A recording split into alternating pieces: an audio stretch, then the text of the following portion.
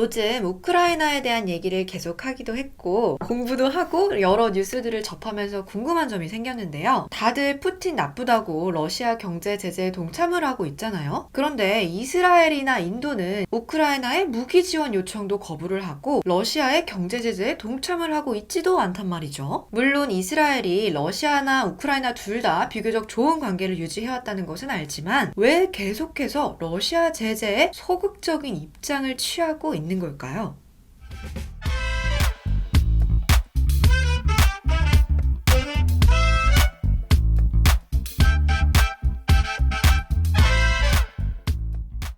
그거 자세히 설명하려면 좀 긴데 이스라엘부터 한번 해보자. 이수는 시리아 내전이 왜 생긴 줄 아나? 대충은 알고 있어. 말해봐. 아이들 낙서가 발단이 됐고 비밀 경찰이 그 아이들을 데려다가 고문을 했고 그래서 뭐 반정부 시위가 생겼다. 요 정도로 알고 있어. 진짜 대충 알고 진짜 있네. 대충 알고 있죠?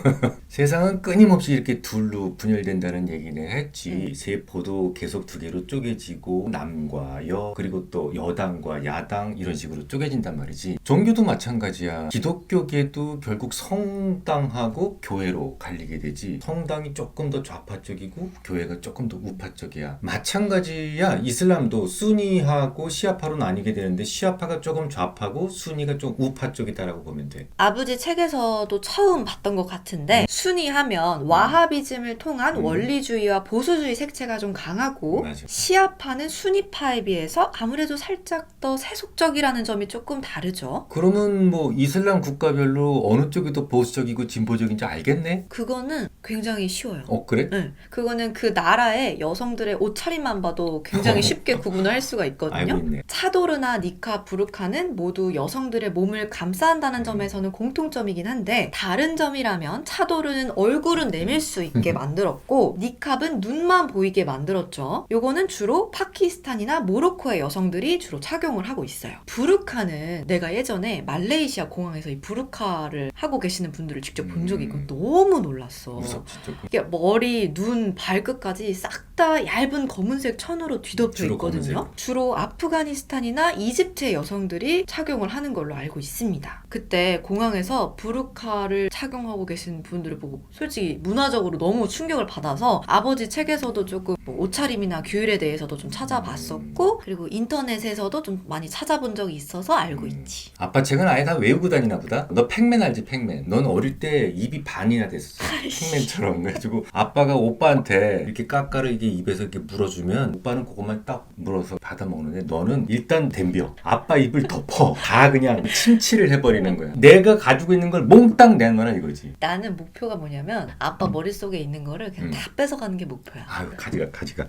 아무튼 시리아 얘기로 다시 가봅시다. 오케이. 아무튼 보수는 진보를 절대로 이해를 못하고 또 진보도 보수를 절대로 이해를 못해. 그냥 맞추고 사는 것뿐이지. 시리아는 인구 4명 중에 3명이 수니파 무슬림이야. 더 많단 말이야. 전체 인구 중에서 13% 정도가 범시아파 무슬림이라고 볼 수가 있는데 여기서 이제 범시아파라고 그러면 알라위파라든지 드루즈파라든지 이런 그 시아파 전체 계열을 다 말하거든. 근데 아까도 네가 얘기했잖아. 수니 무슬림들은 와하비즘 이후에 굉장히 좀 더 보수적 색채가 강해졌단 말이야. 이래서도 안 된다 저래서도 안 된다. 그래서 세속주의를 굉장히 좀 불경하게 좀 저질이다라고 생각을 해왔었어. 근데 그 중에서도 알라위파는 가장 세속적인 시아파야. 당연히 인구가 가장 많던 수니파로부터 핍박을 받지 않았겠니? 원리주의자들은 항상 어떤 말을 했냐면 이단은 무조건 몽둥이로 다스려야 된다. 돌팔매로 다스려야 된다. 이렇게 생각을 해왔었으니까. 다른 나라로 도망가지 왜 이렇게 핍박을 받고 살았대? 도망은 처음에 갔지. 시리아의 시아파 무슬림들은 특히 알라위파들은 처음에 이제 수니파들의 핍박을 피해서 라타키아 산맥이라고 있어. 그 산 깊은 곳으로 다 도망을 가가지고 그때 뭐 교육도 못 받고 거의 굶어 죽다시피 하는 그런 상황까지 몰려가면서도 핍박을 피해서 도망을 갔었지. 근데 지금 아사드 정권이 시아파잖아. 그렇지. 그래서 이란이랑 러시아 지원 받았고 정부군이, 응. 그렇게나 핍박받고 도망다니고 교육 못 받고 했던 시아파가 어떻게 정권을 잡게 된겨? 세상은 이렇게 돌고 돌게 되어 있어. 끝과 시작도 모르고 메비우스의 띠 알지? 그것처럼 위아래도 모르고 시작과 끝이 다 이렇게 연결되어 있는 거야. 잘난 잘 나간다고 그래도 뭐 의시될 거 없고 부자라고 해서 의시될 거 없고 언젠가 어쨌든 계속 돌고 도니까 프랑스가 그 지역을 점령했을 때가 있었어. 그때 이제 군인들이 필요할 거 아니냐. 그래도 군인 조직이라는 것이 서열 같은 것들이 정확하게 되어 있지. 종교적 핍박은 좀 덜하다는 그런 걸 좀 가지고 있어. 그러니까 알라위파의 젊은이들은 아주 자진해서 군에 계속 입대를 하게 됐고 군 조직에서 거의 수뇌부까지 막 가게 된 거야. 아, 그러다가 군부를 장악 맞아. 해가지고 정부까지 뒤집어가지고. 그렇지. 뒤집게 된 거구나. 하페즈 알 아사드라는 사람이 아사드 정권의 시조지. 그 사람이 이제 1971년도에 군부가 소위 혁명을 일으켜가지고 정권을 잡게 된 거야. 뭐 푸틴도 그랬듯이 정권 처음 잡았을 땐 대부분 좀 잘하는 편이야. 하페즈도 그랬어. 일단 종교적인 어떤 차별 같은 것들을 철폐하겠다 하고 이슬람이 됐던 기독교가 됐던 어떤 종교든 자유롭게 믿을 수 있다. 이런 식으로 처음엔 잘 해나갔단 말이지. 심지어 순위파, 지금까지 계속 핍박을 해왔던 순위파까지도 아주 포용하는 그런 정책을 펼쳤어. 포심을 잘 지키면 참 문제가 없을 텐데. 좋지. 근데 항상 시간이 갈수록 나빠지는 게 정권의 속성인 것 같아.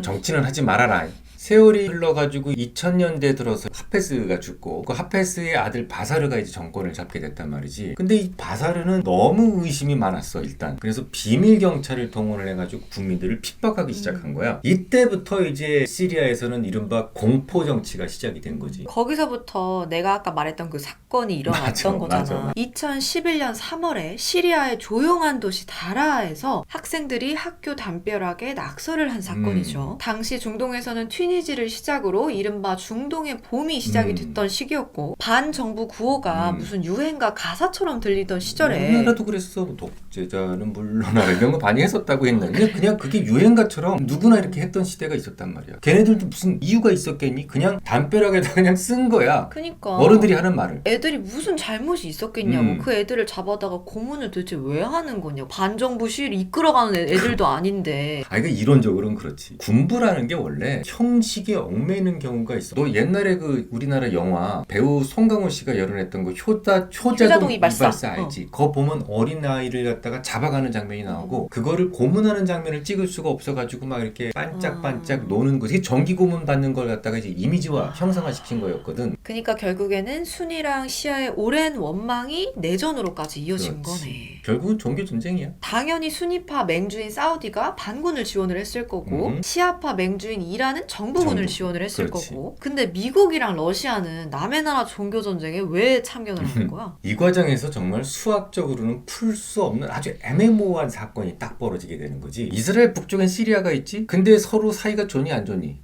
폭탄 주고받는 사이야. 명절 인사로 폭탄 하나 보내면 생일 선물로도 주고. 그렇지. 그런 사이야. 근데 거기서 폭탄 날리는 사람은 시아파란 말이야. 그러니까 이스라엘 입장에서는 지금 시아파하고 수니파하고 싸우는데 여기서 누가 딱 정권을 잡았으면 좋겠니? 지금도 이스라엘 국경에서 계속 미사일 날리는 것은 이란의 지원을 받고 있는 헤스볼라잖아. 그 시아파란 말이지. 하지만 수니는 사우디를 비롯해서 지금 뭐 그렇게 이스라엘하고 부딪히는 나라 별로 없어. 그래서 이스라엘 입장에서는 수니가 됐으면 좋겠다는 생각에서 미국의 의회를 로비스트를 동원을 해서 구워 삼게 되지. 참전하게끔. 그러니까 미 의회가 반군을 도와서 아사드 정권을 뒤집어 주기를 바랬던 거야. 근데 그거를 미 의회가 승인을 해? 정치는 안 되는 게 없어. 되게 하면 또 되는 게 있거든. 일단 시리아 반군 중에는 쿠르드족이 있었어. 이 세상에서 가장 인구수가 많은 나라 없는 민족. 그게 쿠르드족이거든. 또 중요한 게 있었는데 이 시리아 북부 쪽에는 요 전쟁을 통해서 세력이 커진 단체가 또 하나가 있었어. 바로 IS야. IS? IS면은 순위파 과격단체잖아. 아주 제일 과격한 순위파 중에서도 가장 과격한 단체가 바로 IS지. 아, 그러면 그 IS를 격파한다는 명분으로 미국이 참전을 한 건가? 이건 누구 닮아서 이렇게 눈치가 빤하실까? 맞나봐.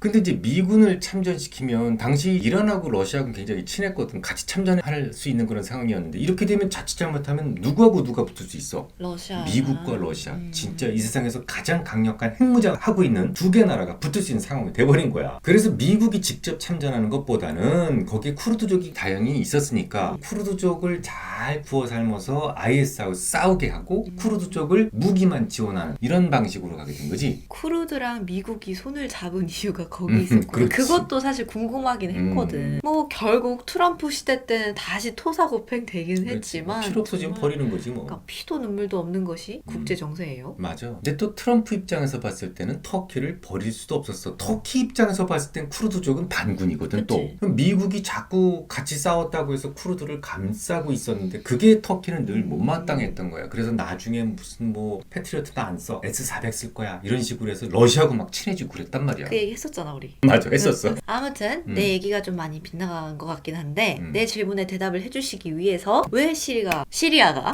거론이 된 걸까요? 시리?